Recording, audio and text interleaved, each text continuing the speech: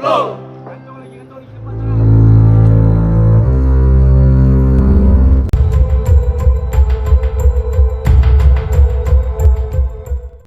dalam tahanan polis. Apa yang dimaksudkan dengan kematian dalam tahanan polis? Istilah ini merupakan satu istilah yang diguna pakai untuk merujuk kepada situasi apabila seseorang individu itu meninggal dunia semasa berada dalam tangkapan atau penahanan polis.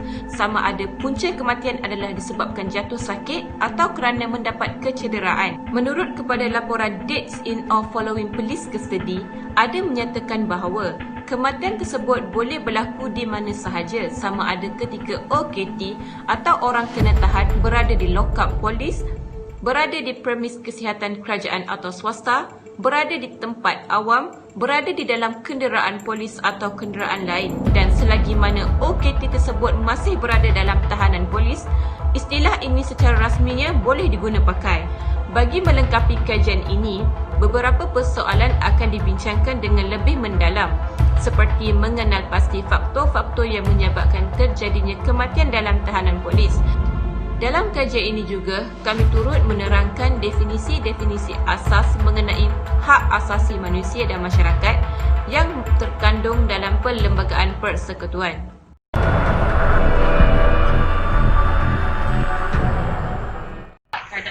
Antara hak-hak individu adalah hak ke atas keselamatan individu, hak ke atas nyawa dan hak privasi. Hak asasi manusia merupakan pilihan dan dasar dalam hak asasi antarabangsa. Dalam perkara 3 UDHR, seseorang itu berhak ke atas nyawa, privasi dan keselamatan. Seseorang itu tidak boleh diambil nyawanya sesudah tanpa alasan dan sebab yang bersangkutan. Seseorang itu berhak untuk dilindungi dan mendapat jaminan keselamatan daripada pihak berkuasa dan undang-undang. Apabila seseorang itu berada dalam tahanan polis, seseorang itu telah dimiliki di bawah kandungan Presiden Hidayah Kabinet 1993 bagi menjalankan kejadian yang terjadi dan kegiatan sehingga pada mengatakan kemudahan dan kemudian masukkan termasuk dalam bahagian PRS.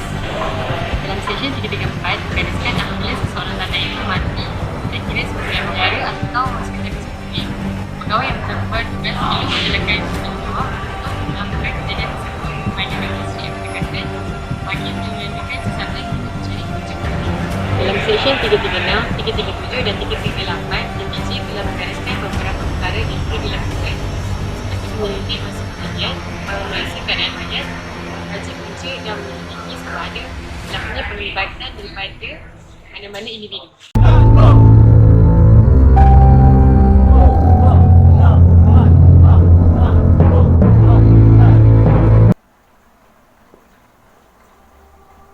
Baiklah, sekarang kita akan beralih pula kepada statistik kes kematian dalam tahanan polis.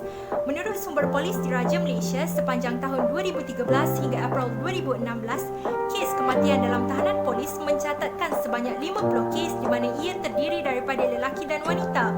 Selain itu, saya juga akan mengemukakan faktor ataupun punca kematian dalam tahanan polis dari tahun 2013 hingga April 2016.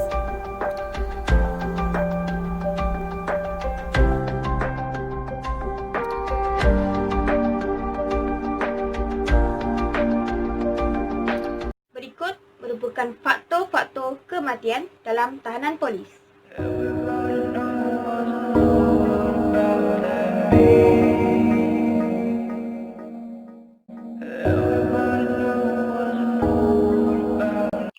Kematian disebabkan oleh faktor kesihatan. Kematian yang berpunca dari faktor kesihatan merupakan faktor utama yang menyumbang kepada kematian dalam tahanan yang pernah dilaporkan seperti sakit jantung, sakit asma, HIV dan lain-lain penyakit seperti usus, hati, kuning, ulcer dan kerongkong.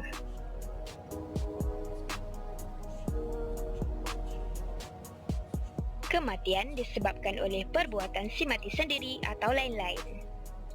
Bagi kematian yang disebabkan oleh perbuatan si mati sendiri atau lain-lain, dan salah satu yang paling kerap berlaku adalah menggantung diri. Statistik yang dibekalkan oleh Polis Diraja Malaysia menunjukkan sebanyak 30 kes kematian berlaku disebabkan oleh orang kena tahan menggantung diri. Selain menggantung diri, ada juga sebab kematian lain seperti 2 kes kematian berpunca dari pergaduhan sesama sendiri dan 2 lagi disebabkan tergelincir di dalam bilik air lokap. Kematian disebabkan oleh salah laku pihak polis. Kematian berpunca dari salah laku pihak polis pula merupakan kematian yang paling rendah yang tercatat dalam laporan kematian dalam tahanan. Namun begitu, perkara ini sangat serius dan harus diberikan perhatian oleh pihak yang tertentu bagi mencari jalan penyelesaian. Statistik dari PDRM dari tahun 2000 hingga 2016 juga menunjukkan 2 kes kematian yang berpunca dari kecederaan yang disebabkan oleh pihak polis. Kedua-dua kes tersebut tercatat berlaku di negeri Selangor dan wilayah Persekutuan pada tahun 2009 hingga 2013.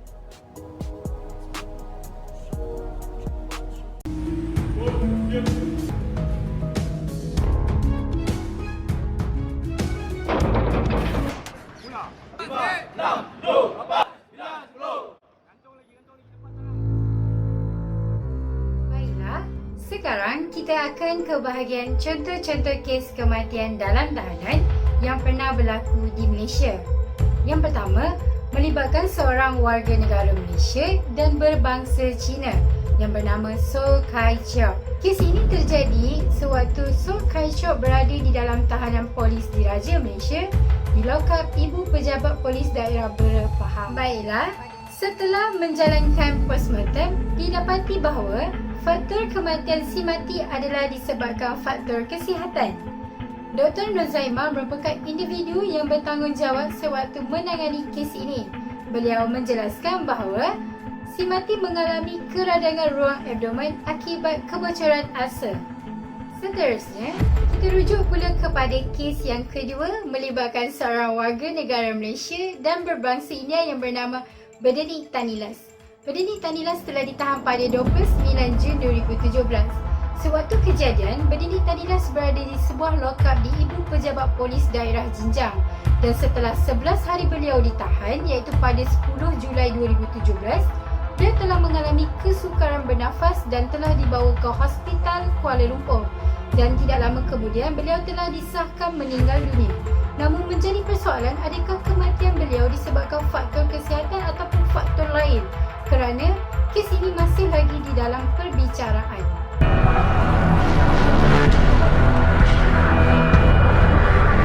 Secara kesimpulannya, di Malaysia, isu tentang kematian dalam tahanan polis ini kurang diperdebatkan kerana berdasarkan statistik dari sumber Polis Diraja Malaysia, ia menunjukkan bahawa bilangan kes adalah menurun dari tahun ke tahun.